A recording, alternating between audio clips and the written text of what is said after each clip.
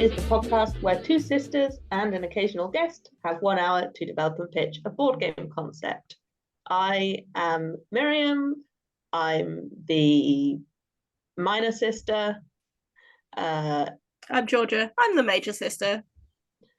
And we are joined by our guest. She's been on the podcast before. Beloved friend Anna. Oh, hello. Thank you very much for having me. It's a pleasure to be here. If you're major or minor, what am I? Yeah. Mixolydian mode. Diminished. I hope not. Augmented forth.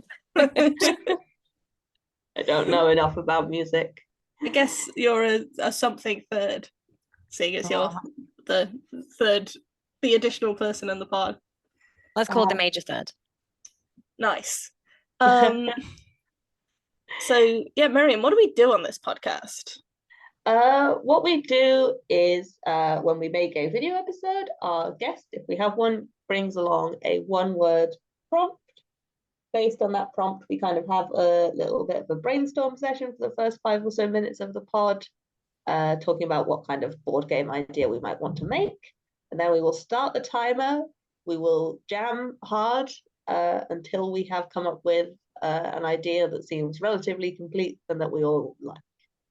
The colors are kind of spooky today. It's not the spring summer edition I was expecting.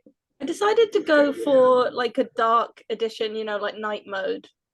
I just thought like it might make the video episode a little easier on the eyes.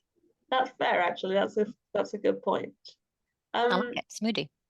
So Anna, you brought the prompt this time. Yes, I did indeed. My prompt this time was print. And the reason I thought of that was because a couple of months ago I was in Antwerp and I went to this museum, which it was called the Plantam Maritus Museum, and it's basically the house of a family who were printers sort of in the 16th century onwards. And something that they have in the house is, I think, sort of Europe's oldest surviving printing press. And something I was particularly charmed by in that was the font Garamond. Yes. So that actually is named after an actual typeface designer maker called Claude Garamond. And Plantan, who's the original sort of owner of the house, he collected lots of different typefaces, and Garamond was one of the ones that he collected. So he has sort of the original matrices of some of Garamond's fonts. That was quite fun, I thought. Really brought it to life for me. So yeah, I really got thinking about sort of printing and printing presses, typefaces. But I thought print could be an interesting one because it can also be a bit more about art, so art prints, a bit more about patterns, prints in that sense, maybe imprints, sort of negatives or sort of traces of things. Yeah, I'm excited to see what you guys think about that. So I also thought about print making as a practice. It's one of the most it's a very interesting art form or craft. There's so many different ways of making a print, but they all sort of boil down to the same thing. Like you can use all sorts of different materials, but ultimately you're like transferring pigment from one thing to another in order to create multiple copies of something. Yeah.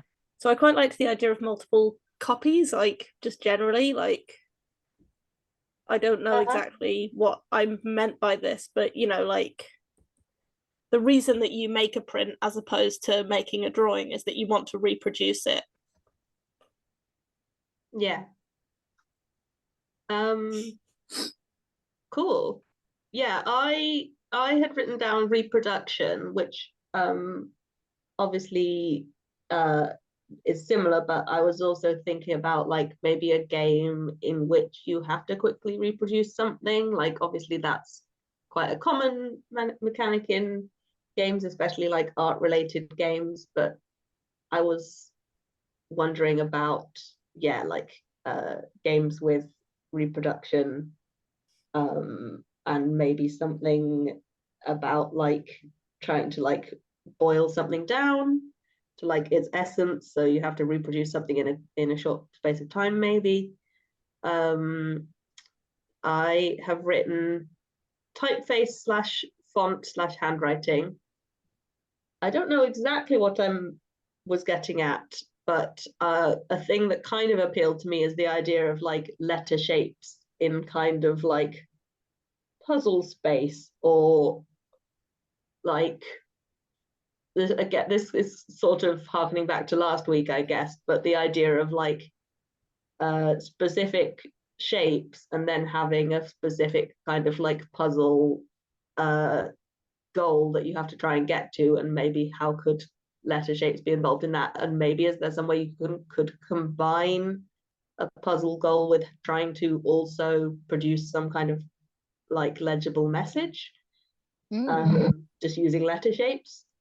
And then the final thought I had was about the idea of like getting to like the sort of like during the publication process, the point where you get to where you have to be like, okay, and print, and you know, like you just have to go with whatever you've got at that point. So maybe again, kind of like a fast-paced, like we'll just work with that kind of ethos. Yeah, that was my thoughts. Yeah, it sounds really cool. I like the idea of having like a sort of almost puzzle or sort of shape things. I always like really tactile things, and I think last time when I was on, we talked about Vivarium. That was very much about little lizard shapes. Yeah, as I was sketching so I've drawn a little like a printing, I can't think what it's called, but the little Like letter block that you see them a lot at like print museums and stuff like that, I think, for making letterpress. I had this sudden flashback of the little drawings of lizards that I made a lot while we were making the Vivarium video, and remembered that was the last game we made with Anna. I have also added a note about coding, which is like very old-fashioned computer code would be like you'd print would be like a command that you would give it that was kind of similar to that idea of going to press. So, you know, thinking about coding games, or like a thing you do to execute, you know, you'd set something up and then execute it. Yeah. Miriam's idea about a puzzle game, I think, triggered something for all of us. I imagined like you sometimes see letterpress set up where like the letters are all different, like fonts and sizes and stuff, but they've all been like fit into a space, and it looks really cool. And then the other thing basically sort of what I was imagining, like definitely something with letters that are like different sizes and maybe different orientations, all kind of like somewhat jumbled, but the idea would be that there's like a specific kind of spatial objective that's aimed for. And I don't know how one would do this, but I quite like the idea that you would also be trying to sort of make a legible message within that. Yes, I have also made a note about printing that none of us have touched on, but that is really important, which is that you have to do it backwards. Yes. Yeah. Yeah, that's what I was thinking about, sort of negatives and the positives as well, because sort of the way that you make these metal letters is that, you know, you cast the matrix essentially, and then you pour in the metal that's going to become the letter that you use in your letterpress. And I think that's quite an interesting sort of relationship there as well. If you have to sort of, I don't know, match things. That's quite a vague idea, I suppose. Could this be a word game as well as a puzzle game, or? So this is what I was trying to get at. Like, I suppose like the simplest version of the thing I'm imagining is like you have your kind of like rectangular, I guess it would be almost like a frame that you need to fit your letter blocks into. And the idea would be like in the simplest version, maybe you just need to fit a certain number in or something. But I want there to also be something that you need to communicate. Like it's not just you need to make these specific words, it's you need to tell your teammate something, and you can choose whatever letters or words you want to do it, but you also need to be doing the letter spatial puzzle kind of thing.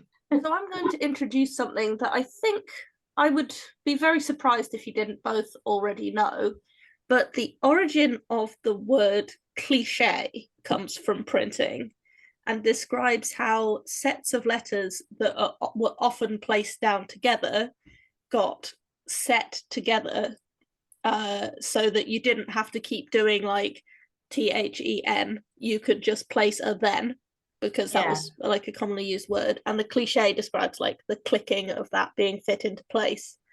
So it could be that you could have like a mix of letters and words that you have to fit in, and then it would be a little bit like that ransom notes game where you are using fridge poetry to write a message. Yeah, okay. But then it's not very original.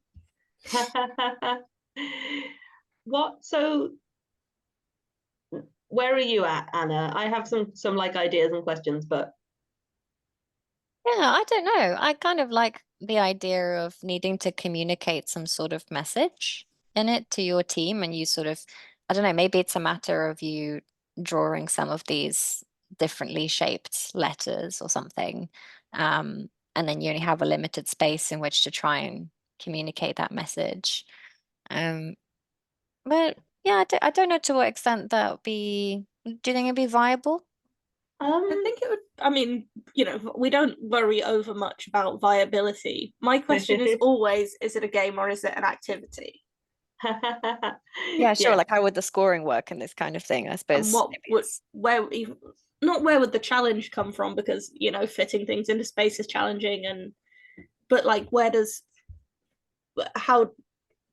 distinguishes it from just kind of a slide puzzle or even a jigsaw puzzle? Like, Yeah. So this is what I'm kind of wondering, is I wonder whether there's a way to make it a puzzle, but not necessarily like a jigsawy puzzle, but something else. We talked last week about, you might enjoy last week's couple of episodes, Anna. There was a mini and a full length episode where we talked about like games to do with like tile games about bouldering and there being like a climbing route puzzle. I like that. Anyway, sorry, I should hit the clock. Damn, I have not.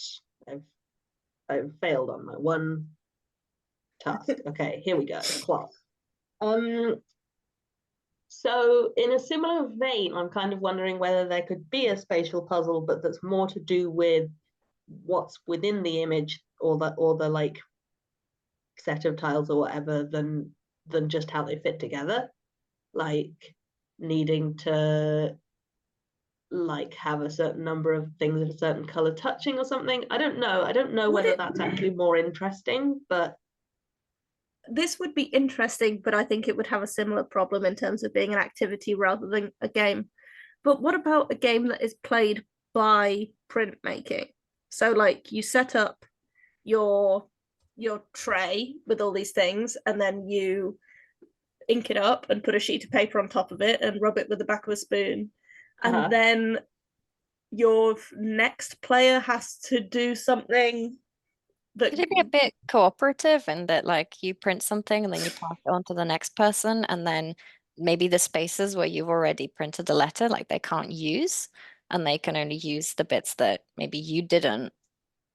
okay. Yeah, I Maybe think you only this have access to like a handful of letter blocks and there would be like a real and I'm not saying this is good or bad, but there would be quite a mind-bending spatial puzzle to do with, like, imagine that one player is able to fit things into like certain areas of their thing but not others, and then you receive that as the next player, like working out what areas are available to you based not on their setup but on their print.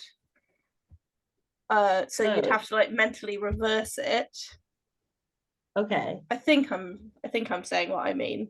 I'm gonna try and illustrate it at the same time as talking, which is not going well. I know we don't normally take feasibility into consideration too much, but I am thinking that maybe the least sort of resource intensive way of doing this would be, rather than using like actual ink, we could just use carbon paper, and then it's just like a, you know, it's just like a rub without needing to use a separate printing medium.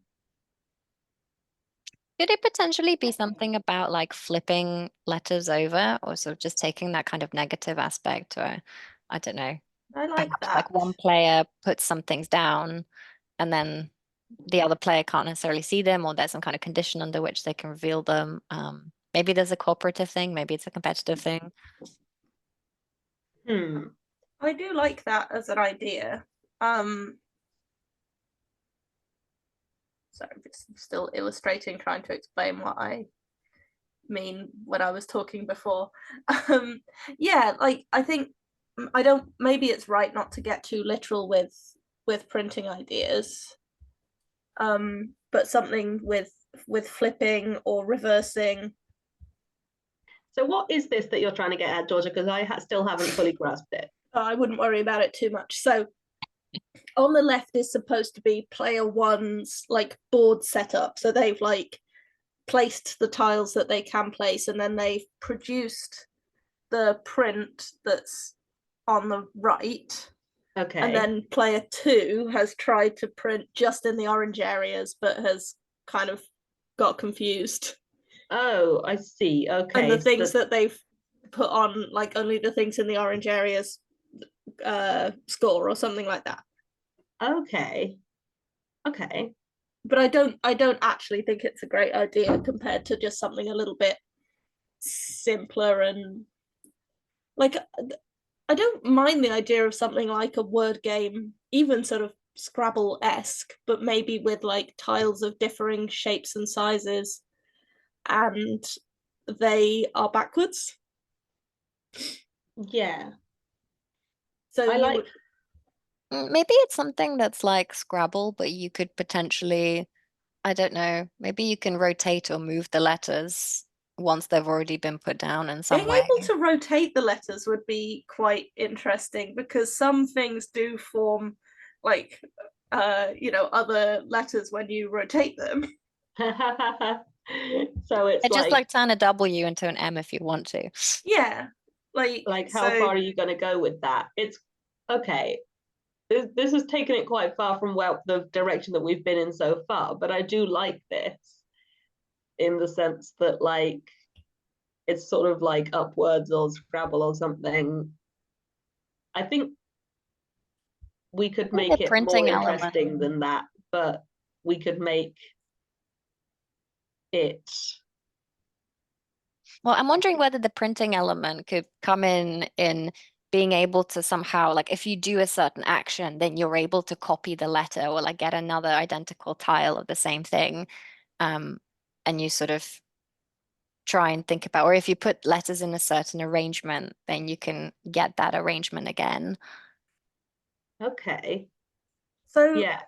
how about something like we have lots of tiles, and they're all, I think it would be good if they were differing sizes and typefaces and shapes. And we use some fairly abstracted typefaces that let you quite easily turn a W into a Greek E or whatever.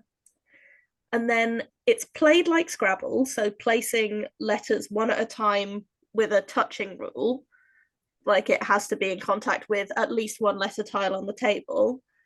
But then as soon as you see a valid word go down, you spot it, say the word out loud, and then grab every tile that makes it. And then every tile that's not, like if that makes any orphan tiles that aren't touching anything else, then those are like ruled out from the play.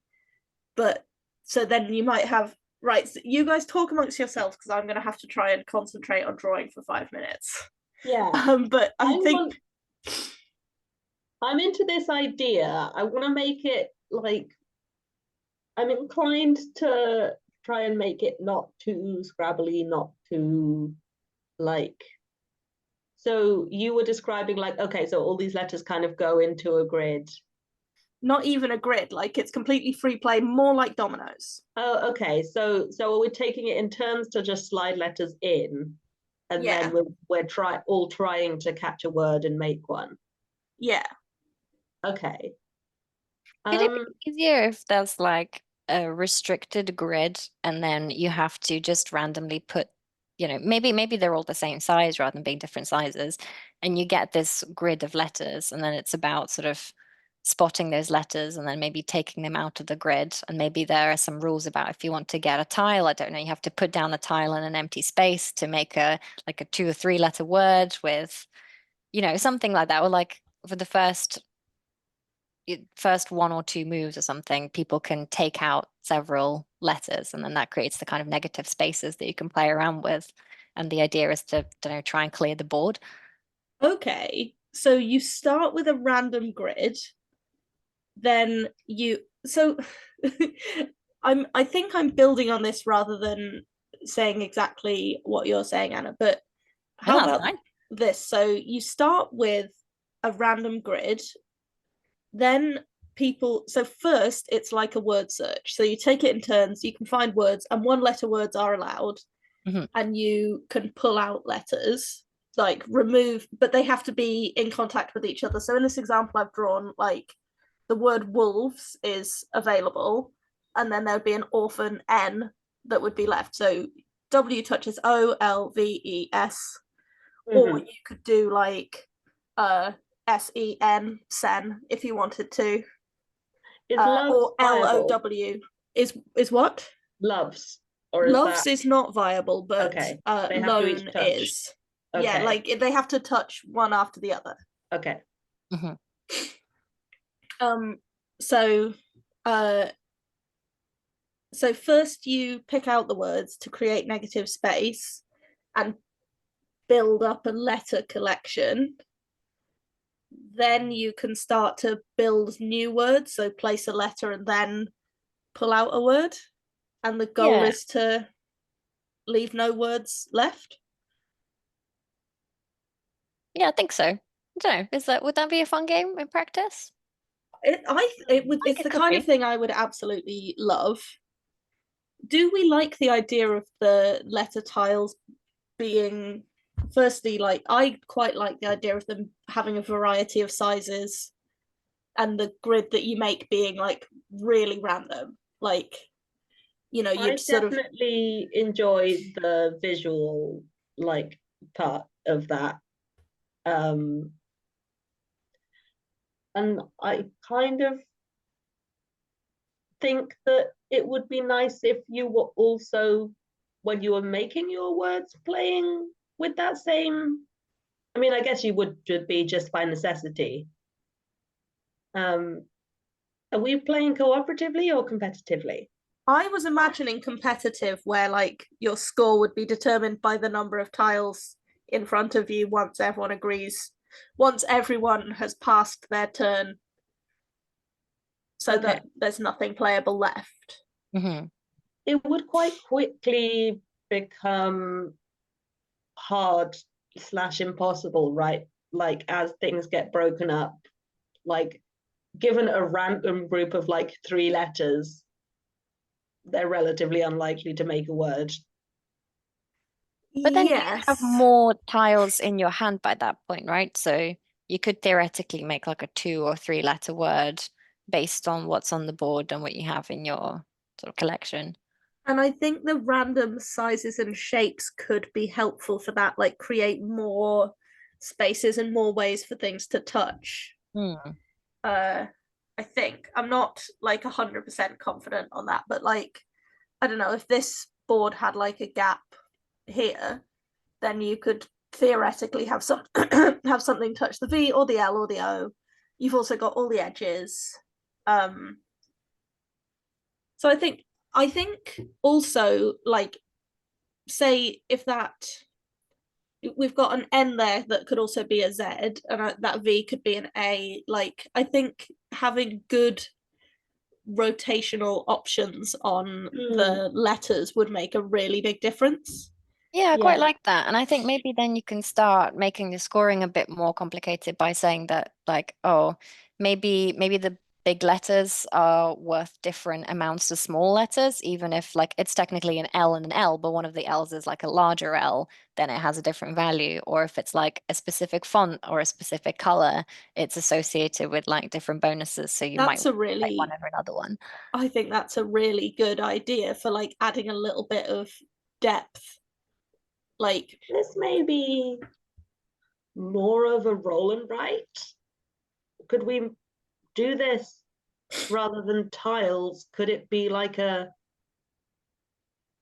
you know, like Castle Party that I got you for Christmas a yeah, while back, where it's like the so the shapes that you get are like randomly assigned just based on like flipping cards from a deck, and then you have to fit them into a grid. okay. So you would turn over a card and then it would have an image that was kind of like one of these. So like you'd turn over a card and it would have something that looked like this, and it would have like an easy to understand like shape, you know, like you'd have a grid. But you turn it over and it would look like that, and then you can decide whether that's a V or an A and fit it into a grid. So I sort of like that, but I also feel there's something that I like about the picking up and putting down, trying to make things. How about this as a rule? You can always pick up one tile, and it doesn't matter which one it is, but like you can look at the spread in front of you, see one tile, pick it up. That lets That's you nice. stop someone else breaking, stop someone else making a word if you think they're going to. If you've got nothing good in front of you, you have like the pick of the letters so that you hopefully get a better next turn. But then if you want to pick up more than one tile, it has to be a word and everyone agrees that it's a word. And I think in that case you could put down and pick up same turn. So you put down an A that joins up two parts of a word and you say this says cake, and everyone agrees, and then you pick up, and that way you get more letters. But you're never like unable to do anything. So that means that the game would just go until there was no tiles left, because people would finish by picking up one tile at a time. But they might also have the option to make 3-letter words, like do little bitty words at the end using the cards in their hand. Yeah. I like that. How would the rotation bit work? Would it just be like you can use, like the WME in like as any of those letters, or would you have to physically rotate it for it to become that letter? That's a really good question. I was imagining you could do it however. Yeah, so it's like you would announce what the word is, and maybe if people don't see it, you'd point being like, but the C is an N, like a lowercase curvy Comic Sans N. And then if everybody agrees, then it's valid. And I think that most of the time people would agree. Yeah, because you want the same grace to be extended to you. I sort of feel like this might be a game, like just straight I'm up. pretty into this. So let me just quickly describe what I believe that we have. So it's a game played with tiles, and the tiles are covered in, each one has a letter printed on it in a variety of fonts and a variety of cases, upper and lower case. They are first placed out in a random grid, like just completely arbitrarily. Maybe people take it in turns to place them or something like that. Then going round, you can always take one tile, but if you want to take more than one tile, it has to spell a word. You can make the argument for the rotation being valid. Play continues going round in turns until there are no tiles left. Now, Anna had an idea to do with color and typeface that I thought was quite good, in that maybe you also have a secret scoring rule that would inform, all other things being equal, you'd always pick up consonants, or all other things being equal, you would pick red, something like that. Yeah. Yeah, I'm just trying to think of how that would work, whether it would be something that like it would be scored at the end when you look at the tiles that you end up with, or whether it be scored when you actually play the word, for example. So I don't know if you match if two letters of the same font or of the same color are adjacent, then that gets you an extra score or something, or extra point rather. I think Yeah. that's I personally was imagining it being scored at the end, but that has prompted a possible idea for me, which would be what if your score at the end was like calculated in some way, and what you had to do based on the tiles that you ended up with is spell the longest word you can with those tiles, then your final score is the length of that word multiplied by the number of tiles of your color that you were able to collect. Oh, okay. I like that. I like having to spell like the longest word that you can, because it really like it makes the rotation element like very intrinsic to the game rather than being like more optional, I guess. Yes. Like you would probably, in trying to spell that long word, be looking at like all your letter options, and it would make it quite an interesting puzzle in that way. And I like that. I think that like if there were different scorings for for colors and for typeface, probably color would want to score a bit less, just because like spotting and identifying a color like in a like not it's not necessarily time limited, but it's just a bit easier than it is to like distinguish between typefaces, you know. I would go so far as to say that maybe the typefaces and the colors are like One and yeah, the same, so they correspond. yeah, Yeah. like so because that would sort of also be an accessibility consideration, although it would require colorblind people to recognize typefaces. But you know what, colorblind people have had it too easy for too long. Well, maybe we can also introduce, I don't know, maybe I'm just, and adding more colors and making it more problematic. But I wonder if we can also do something to like the backgrounds where maybe there are a couple of like really special tiles in the game that have a colored background and they're sort of different or do something different or score more or allow you to take like another turn if you play them. I like that too. I think that's like I like the idea of them letting you do something if you play them, because then they go back into the circulation. Yes. Agreed. I like that. And also I just feel like that adds even more kind of like the like enjoyable visual variety that I'm Also, the kind of like letter salad that I'm imagining. if all the tiles in the game are in the game at the very start, so like no new tiles are ever added, right? Like every tile that you're going to use is in that initial matrix when you start playing. So everyone might go around and, grab special tiles as their first move, but eventually they are going to come back into circulation. I So did, maybe that's the like, I guess, drawback of having it, or like the kind of restriction that you have on it is if you play a word with the special tile, maybe you have to leave the special tile. You can yeah, pick up all the other things, but then that one has to stay. yeah, it has to stay. I think that would be, I think that's how I would balance it. Like, and maybe each of the special tiles does something a bit different. So A little yeah, bit like word domination. yeah. So I feel like, I mean, I don't know, not to pull the trigger too early, but I sort of feel like this is sorted. Like I feel like we've got it. It sounds so much fun to me. I definitely would enjoy this. There was one question I had, which again is more of like a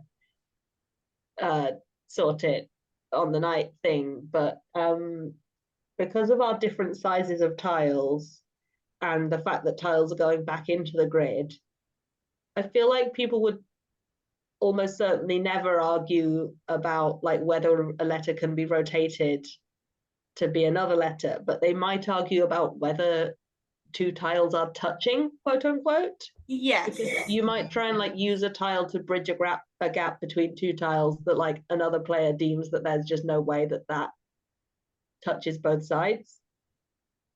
Yeah. I don't know what would be the solution there, but yeah, I think you would maybe just have like a good, like a robust house rule, maybe. yeah. Yeah, I think that's what it would have to be, because otherwise, I suppose the other solution would be to make sure that they're all sort of they fit into a grid. But I think then that takes away that aspect of a tile being able to span different tiles. I suppose maybe there should be a rule that, they have to all be oriented in this way. Like you can't just rotate a square a little bit and then, introduce chaos into that. Like they all have to, the horizontal parts of them all have to be horizontal. You know what I mean? Yeah. I guess like in theory you could have a little like measuring item in the game, which is just like a little matchstick that is the breadth of like what is deemed touching or not. But yeah. Anyway, yeah, I really like this. Yeah, I like this as well. And I think this sort of, does hark back to the printmaking as well and sort of making negatives. But it is different enough to yeah, no, I think this could be a game. This does sound quite exciting. Georgia, are you painstakingly constructing a logo that is your idea for the game name? I am, and I can stop at any time. But I think I'm trying cliches. to figure it out based on the letters I see so far. Is it a line something? No, okay. I just said it, but I didn't think you didn't hear me. Cliches. Okay. I don't know if it's perfect, but it's a nice word. But yes, I'm sure I don't have a better suggestion right now. So I think it works great. well, do we have anything else we want to cover? I guess there's the look and feel, which I feel like a lot of that is already kind of inherent within what we have described. Yeah. We've got like tiles. Are they like paperboard? Are they like sort of chunky like bananagram style? I was imagining paper board. I think I was imagining something more bananagram like plasticky tiles. Yeah, I'm into it. I think bananagrams are more like ceramic-y, I think. They're like quite clinky. Could they be more like metal? Or is that? Ooh. Yeah, I'm dreaming big here. I'm dreaming big. Well, we don't have to make it, so. I just thought it'd be fun if they felt kind of like the printing press letters. Yeah, I suppose that this is a very nice logo that George is constructing, but a lot of the typefaces that we would use within the actual game would be somewhat more simple. Yeah. In a way where they can be rotated to like form multiple things. Like a big capital I in a certain typeface could definitely be an H on its side. Yeah. And things like that. Yeah. I'm just absolutely like fighting for my life out here trying to do like a nice logo. But you're doing a great job. I mean, I was thinking something that if you wanted to build out, we could talk about is what could those wild or special letters do in the game, and whether you'd have maybe different modes. Maybe there's a cooperative mode in this, or that you could introduce. Yeah, what could they do? Because the action when they come into action is when you're playing them into the grid. So like what could that achieve for you? It wouldn't be something that could stay as a permanent state within like the tiles that you've collected or whatever. You know what I mean? Maybe it could be something like, so if for one of them, if you play a word using that tile, you can collect that word, but that tile stays there, but you're also able to play again. So it gives you 2 turns. Okay, yeah. Maybe another one just lets you exchange a letter for it. So you don't actually need to play a word, but if there's a specific letter that you really want, you could just play your special letter and just pick any other letter that you want, or maybe you could pick 2 random letters that you wanted to, and that could disrupt other people's plans. Okay, yeah. You play it and you make word, but you also get to pick up like 2 other tiles from anywhere or something. Yeah. Okay. Yeah. Maybe something that lets you steal someone's tile. Like it could be that there's a limited number of J's and you decide that you really want a J. I suppose there are also lots of R's, so maybe there are lots of J's. Maybe stealing isn't quite as valuable in a game where any letter could theoretically be any letter. Just depending on how stoned your playgroup is. But it's a nice idea though. I do like it. Oh, nice. Again, that Yeah, I rotation mean, coming in. numbers being involved is not actually a good idea, but anyway, this is kind of my idea. Well, hold the phone. What if we included numbers? Maybe just like 1 of each 0 to 9, because almost all of them can represent a letter, if not all of them. But they could also have some kind of numerical component in scoring. Oh, I like that a Oh. lot. Yeah, I like that a lot as well. Do you think it'd be too chaotic to also introduce an element of like sounds like certain sounds in a word? So if you play an 8, that could replace. Oh, I don't think that- that's too chaotic. I think that's so good. So yeah, like my word is hate. H8. Yeah, exactly. My word Yeah. is K9. Yeah, exactly. I don't know if that'll be a bit too limited though. Asinine. I wonder if it could be a bit of a like a house rule. You know, it could be the case that like you don't have to play it exactly this way, but you can if you want to. Yeah. Sort of so that people can choose how much of that they engage with. Yeah. So Yeah, or maybe it was just like the couple of the number tiles, like the 8 and the 9, whatever, that could actually be played as sounds, and the rest of them can only be played as letters.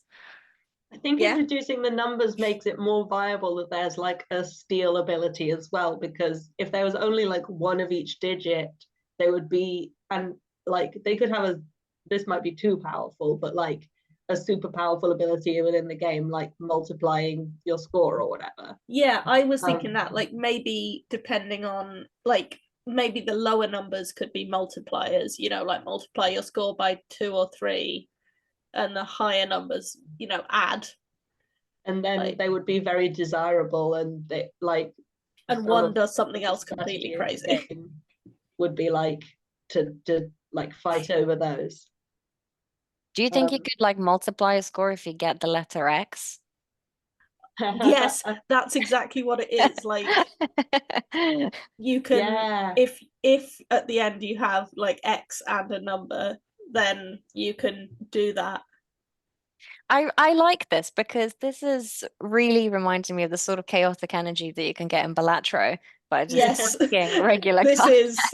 is 3 people who've been playing a lot of Balatro trying to come up with a word game. Definitely wasn't actually late for the recording because I was stuck in a really good Balatro. Well, it's nice that we've got a new roguelike to chew up all our time. I feel like usually we're just name checking Slay the Spire. Yeah, that's true. We've got to let Slay the Spire go. All of the credit for most games we design is going to go to Balatro now.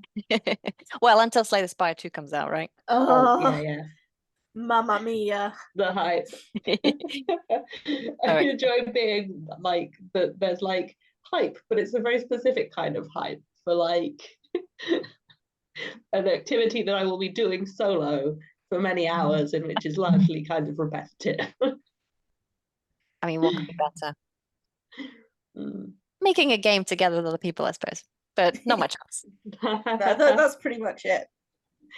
I think that, I mean, I love all those ideas that we like shoehorned in right at the end there. I think it's really grown within like the last 10 minutes. Yeah, this certainly isn't where I thought we would go when we came up with when we started, but I'm I think this is a really cool idea. I'm also going to go out on a limb and say this might be the most playable and makeable game we've ever come up with on a video episode. I can see that this would play. Like, it would need refinement and that you'd have to do things to make it perfect, but I can see that this would play. Yeah.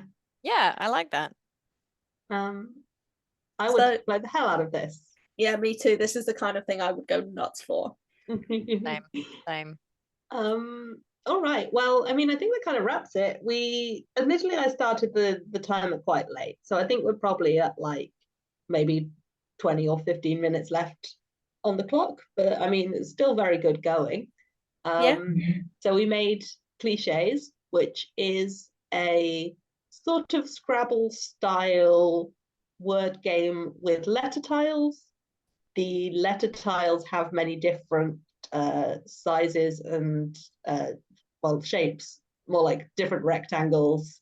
They have different fonts, and they are designed to be somewhat like rotatable and interchangeable so that one letter can become another letter. Play is players competing to collect the most letter tiles and then spell the longest word they can at the end. But they will be pointing out words which all touch in the grid.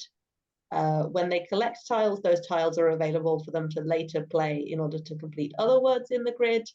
And as play goes on, then letters will be picked up and collected. There are different scoring criteria. So each player has perhaps their own scoring goal to do with typeface or color, but there are also scoring bonuses and play bonuses according to like rarer letters and some rare number tiles.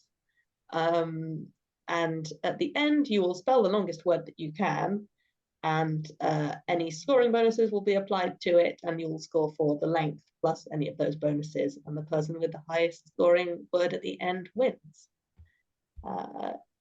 It sounds absolutely incredible. Thank you so much, Anna, for being our guest. What a pleasure. Thank you so much. You guys are amazing at just taking a little idea that has, no kind of deep thought behind it and turning into something really cool. Well, thank you, Georgia, for doing all the rad illustration and annotation. Always a pleasure. Thank you, listener. We love you, listener. We love you, listener. Come back next time for more Crow Jam. Caw. Cool.